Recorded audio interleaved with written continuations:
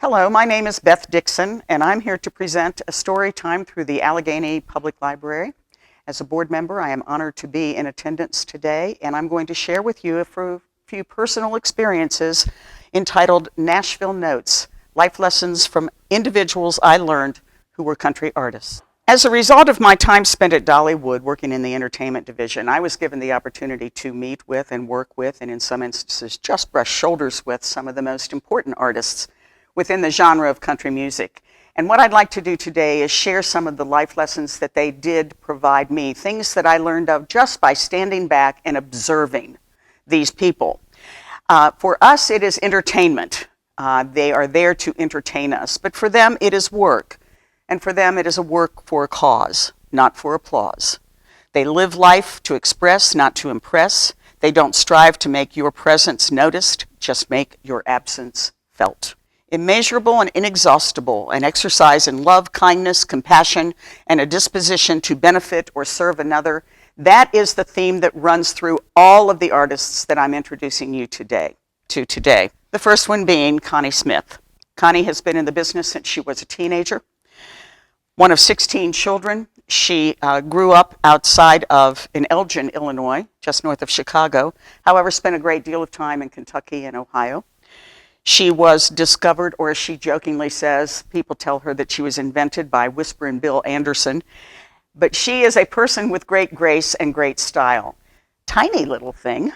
She's married to, and you may know her as Mrs. Marty Stewart now. They've been married for several years, and I met her through my work with Marty.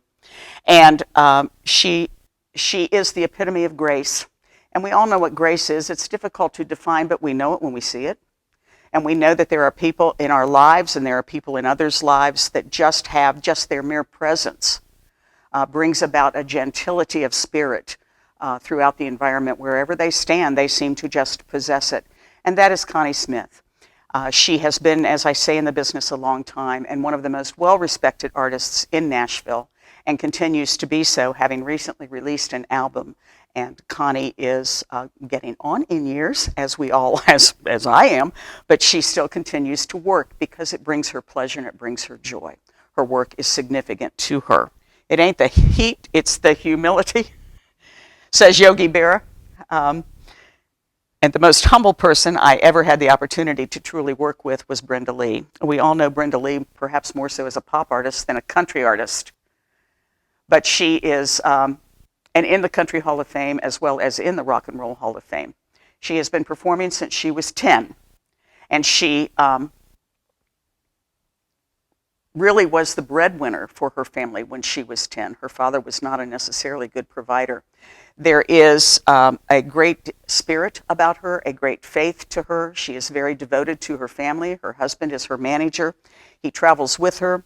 We had a lovely conversation in her dressing room between shows, and she was just a very gentle, 4'10" little dynamo, and that's what they called her, was Little Miss Dynamite when she was little. Effervescent, incredibly effervescent, and a whole lot of energy in that tiny, tiny body.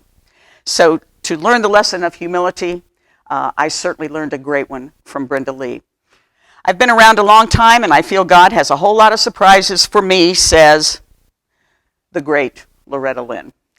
Loretta is, again, respected in the industry as much as probably anyone is respected in the industry. She's been around a long time. We all know her story from Coal Miner's Daughter, both the book and the film, starring Sissy Spacek.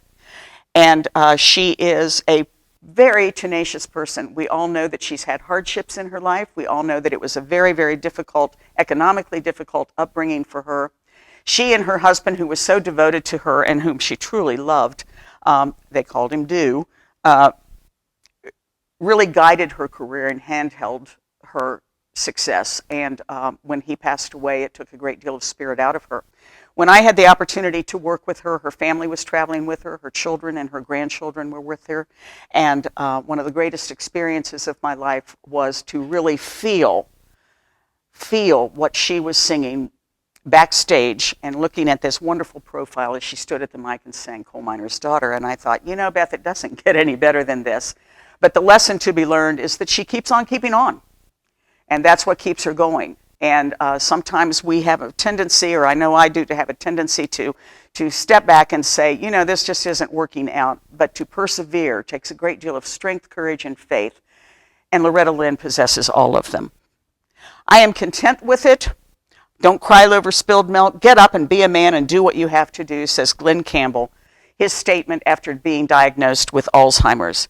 It was not long before he was diagnosed that he came to Dollywood, and I was given the opportunity to host him.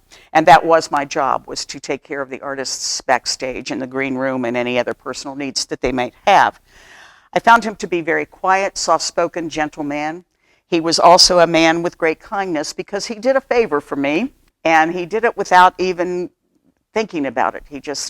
He plays the bagpipes. That's a seldom known fact about Glenn Campbell, but he plays them beautifully. And of course, he's one of the best guitarists I think that ever was. And he used to play with the Beach Boys, another fact that some people may or may not know.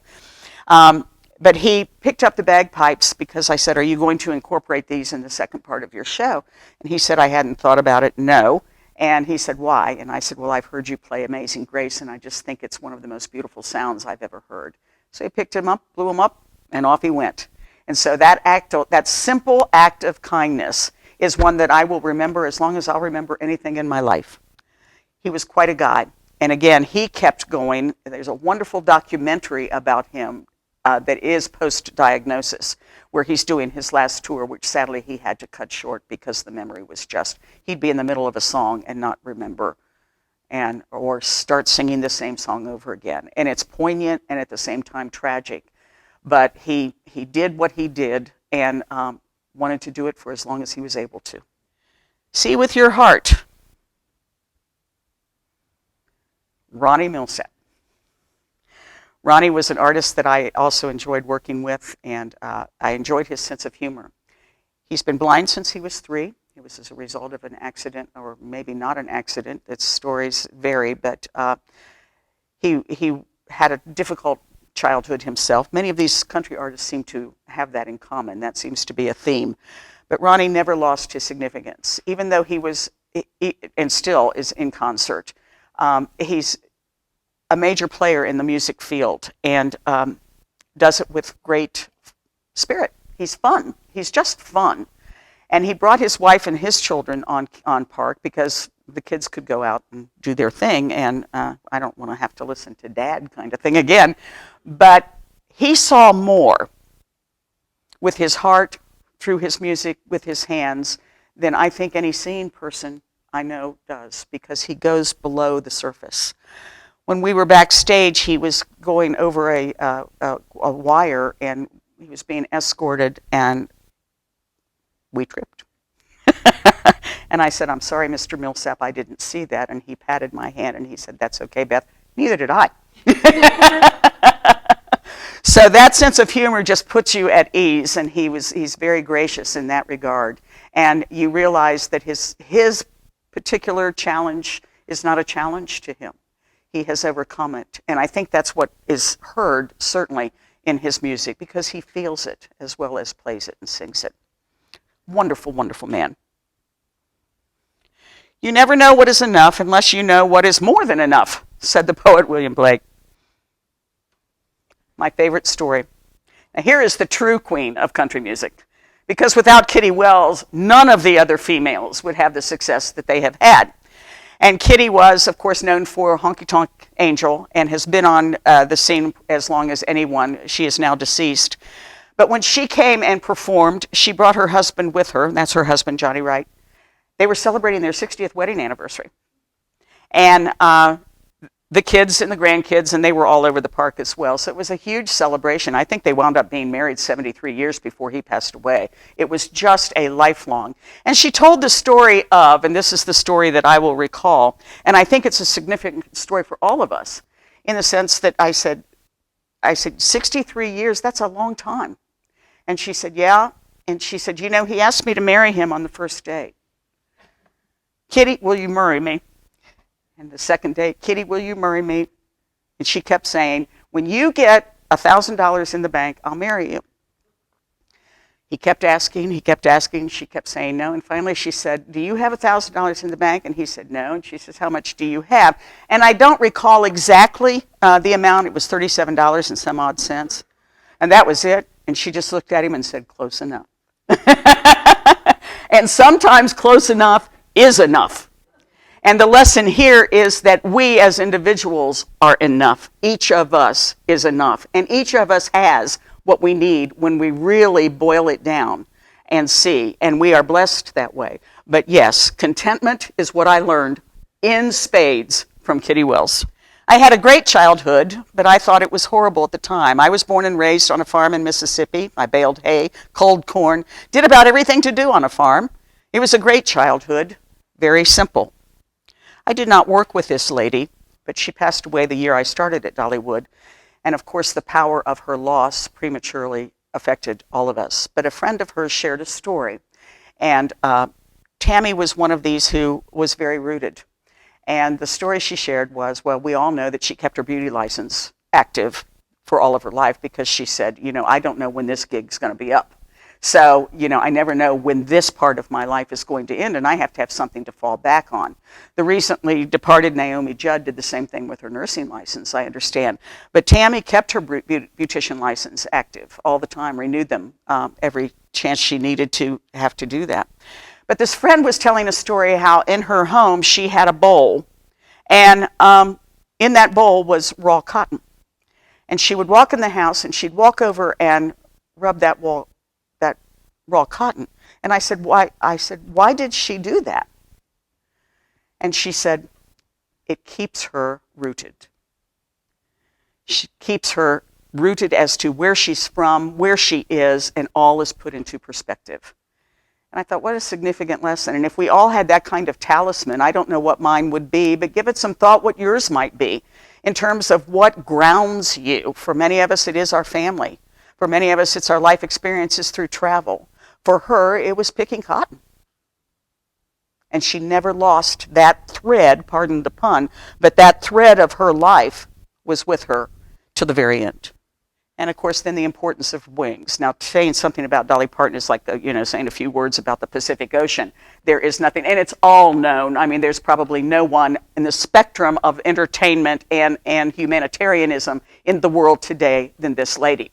And that is no different in terms of over the years. You could find that Dolly is so consistent in what she says and does. You would never catch her in a lie, I don't believe. And having the opportunity to have worked with her on different occasions in different kinds of settings. But the one thing, and I think that this is a good way to sum all of this up, the one thing that I think is most significant about Dolly Parton is the work that she's doing with literature. And so as we see these visuals in terms of story times, and we use the library facility, and we have books, and we have DVDs, and we have music, and we have computers, and we have all of that connective tissue. And in terms of learning and the importance of reading, Dolly now has given away over 1 million books in the United States, Canada, and the British Isles. There is an affiliate here in the county. We all know the program. If we don't know the program, it's for children that are between the birth and the age of 5. And all you have to do is go online and register your child. It's at no cost to the family. It's at no cost to the child. And they start school with their library of 60 books. The last book being, Look Out Kindergarten, Here I Come, with a letter from Dolly on the inside, just launching. When I was chamber director over in Ash, we started an affiliate. It's been 16 years ago now, and we started an affiliate in Ash, which also then became tied to the affiliate here and in Watauga County and Wilkes as well. My mission was to see it as the state reading program, which did come true a few years ago. And so I'm very, very pleased that that has been accomplished for the state of North Carolina. It's been in existence in Tennessee now for a long time. It started simply as a local program for the children of Sevier County. But it caught fire, and now she is as well known as the book lady to children as she is a singer, actress, writer, whatever, however you want to, businesswoman, however you want to define Dolly. They're all legitimate and they're all right. And but I was captured. This was before I started working at Dollywood. I was captured by this program when I would go over and visit. And I met with the then director of the foundation. His name's Dr. Jerry Herman. And I went on a story time in Patriot Park. And at that time, they had a train, and the caboose was filled with the books that are in the library, and there were benches where the kids could come up and sit and read and what have you.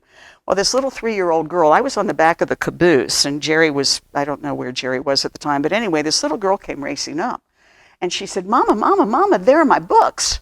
And I talked to her. Her name was Christina, and she was 3. And I said, "Christina, you get these books from Miss Dolly every month?" She said, "Yep, I got that one, and that, and that, and that, and that." And she knew every book she had in her little library. Well, standing in the background was her mother, a little mountain woman in a cotton house dress. And I walked over to speak to her, and I said, "Your little girl just really likes those books." She said, "Yeah, there are 5 youngins in our holler that get these books every month." And I said, "I think it's just a marvelous, marvelous program."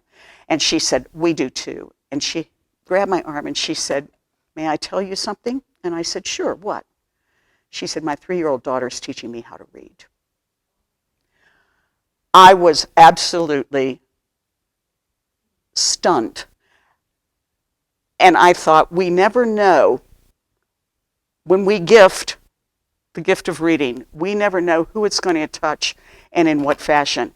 And that is the purpose, I think, of all that this library does. So as a closing, I encourage you to utilize the library resources. There's going to be a new resource that's coming, and that's going to be a film series that is free of charge, focusing primarily on classic and children's and family films. It will be offered beginning on June 29th with a special screening of Yankee Doodle Dandy in honor of the 4th of July, and then we'll begin our programming in August. I encourage you to see this new program because that is yet another art form that the library is excited about bringing into the community. So with that, I can't stress enough the importance of reading and the importance and the world that books open up. It's magic time, as we used to say in the film industry. It's magic time. And this lady is responsible, as I say, for well over 1 million books throughout the English-speaking world. Dolly is extraordinary, and she gives us all wings. Irma Bombeck is one of my favorite writers of all time, and I remember her growing up because she started with one of our regional papers in Dayton, Ohio, as a humorist, and did a column there.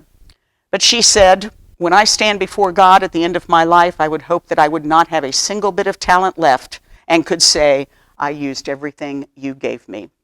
Blessings to all of you, and may you have the gift of sharing your gifts with others. Thank you so much for your time.